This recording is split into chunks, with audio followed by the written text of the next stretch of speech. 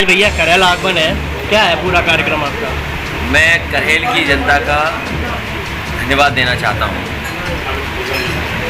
करेल विधानसभा के वो लोग हैं कि जहाँ मैं पहुँच नहीं पाया, उसके बावजूद भी करेल की जनता ने और आप सब जो हमारे साथ बैठे हैं यहाँ पर, इन लोगों ने मेहनत कर करके ऐतिहासिक जीत दिलाई है।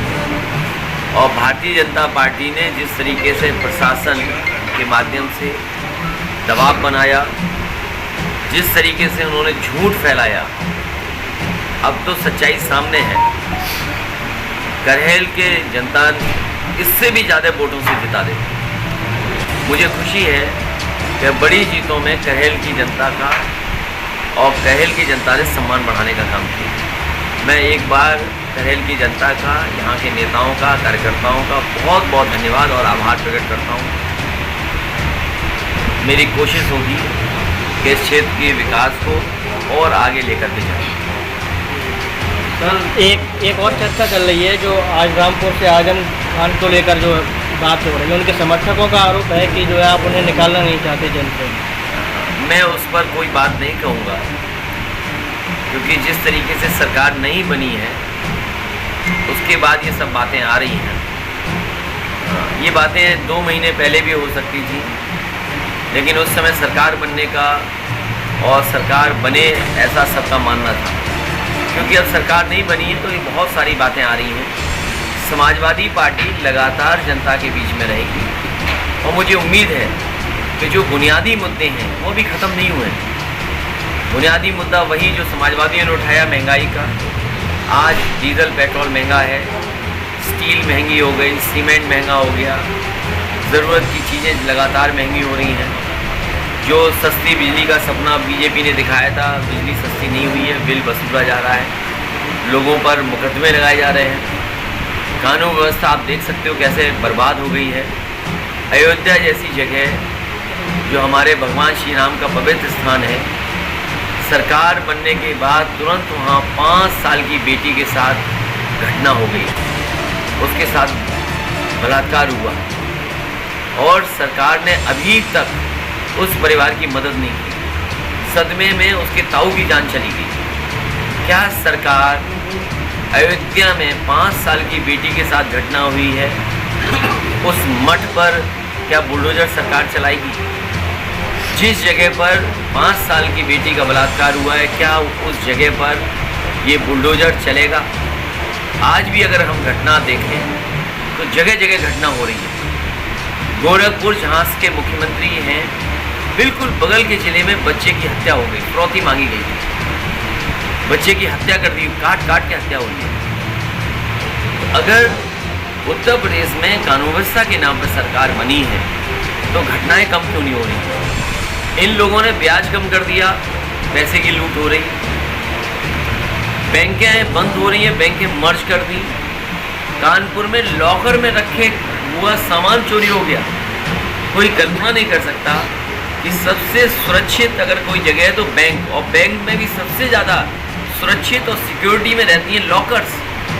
उन लॉकरों में लूट हो गई बीजेपी की सरकार में।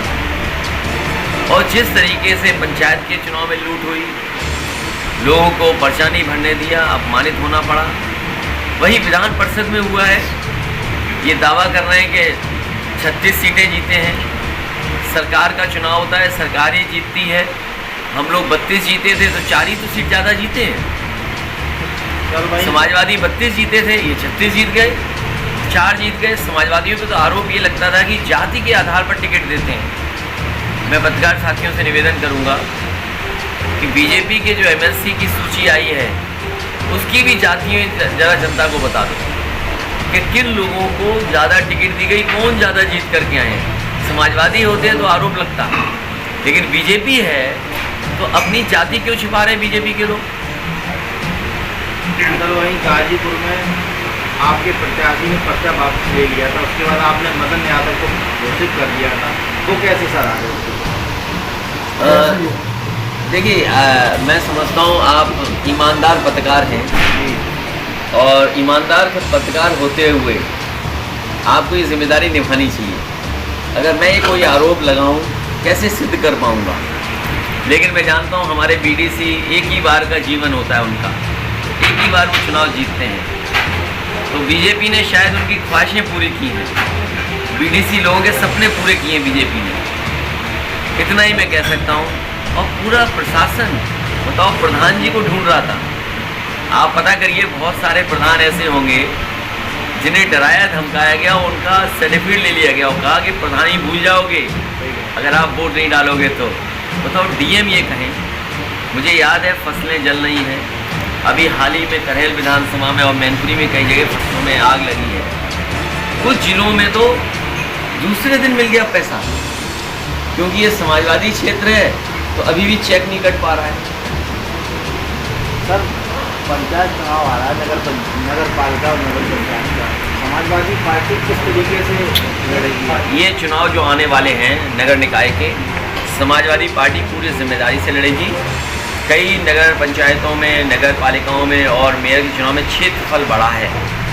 हमारे कार्यकर्ता तैयारी करेंगे और आप देखेंगे पूरी जिम्मेदारी के साथ समाजवादी पार्टी इन चुनाव को लड़ेगी। नगर पंचायत चुनाव और में ये जो सिंबल मुद्दे हैं, ये मुद्दे बड़े अच्छे हैं।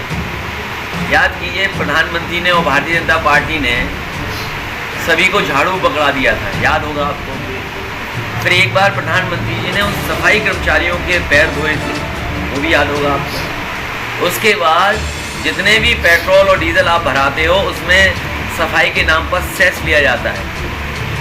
तो ये जो सफाई का आंदोलन चलाया था झाड़ू पकड़ करके, पैर धो करके, आज बताइए कितना कूड़ा भरा पड़ा है, नालियाँ भरी जा रही गंदगी से।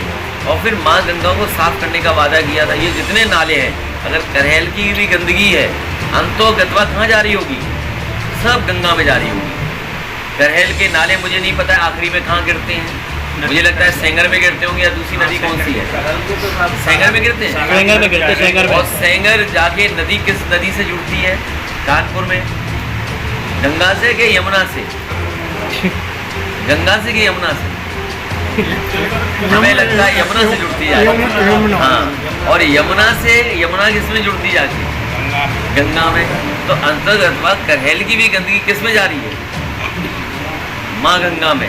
तो बीजेपी वाले ये बताएं, जिन्होंने ये कहा था कि माँ गंगा की सफाई करेंगे, क्या करहेल की गंदगी, मैनपुरी की गंदगी या इटावा की गंदगी और यमुना अगर देख लोगे तो काली काली यमुना हो गई हैं। और कुछ दिनों बाद आप देखना यमुना ही ख़त्म हो जाएंगी, आप पैदल पैदल इस कोने से उस कोने चले जाओगे। इसके जिम्मेदार कौन है? भारतीय जनता पार्टी, ये बताएं। भैया एक चाचा शिवपाल सवाल है हमारा सर, करहेल की पिछले कई सालों से टिकट जो है समाजवादी पार्टी की किसे दी जाती है और कहीं चली जाती है, क्या इस बार भी ऐसा ही होगा क्या? इस बार मैं सबसे पूछ लूँगा तब टिकट होगी। करहेल की जनता से नहीं, सबसे पूछने नहीं, आपसे हर एक से पूछने की हमें क्या है? आपसे भी पूछूंगा मैं, और अलग बता देना मुझे कौन सा भैया चाचा नहीं, सबसे पूछूंगा मैं, और सबसे पूछ करके हम तब निर्णय लेंगे। और इसलिए मैंने आपको बताया, ये करहेल तो मान लो छोटी जगह है, बीजेपी ने कितना बड़ा सपना दिखाया कि माँ गंगा साफ होंगी, लेकिन आप अंतोगत्वा यहाँ की गंदगी कहाँ गिर रही जाती है? गंगा। तो बीजेपी के लोगों से अच्छा झूठ को नहीं बोल सकता। राशन में बताओ 10 साल पुराना गेहूँ खिला रहे हैं और समुद्र का पानी निकाला, उसे जमा लिया, वो नमक पैक करके आपको दे दिया।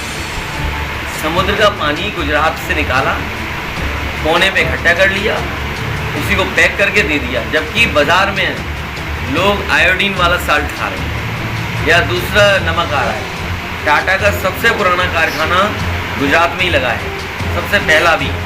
अगर इन्हें नमक ही देना था तो कम से कम सबसे प्योर और अच्छा नमक देते। जो नमक में घोटाला कर सकते हैं वो कुछ भी कर सकते हैं, जो नमक का धोखा दे सकते हैं वो कुछ भी दे सकते हैं। और सरकार के पैसे से नमक मिल रहा है तो कम से कम आयोडीन का नमक मिलना चाहिए भैया। एक लास्ट या सवाल, अच्छा नमक मिलना चाहिए।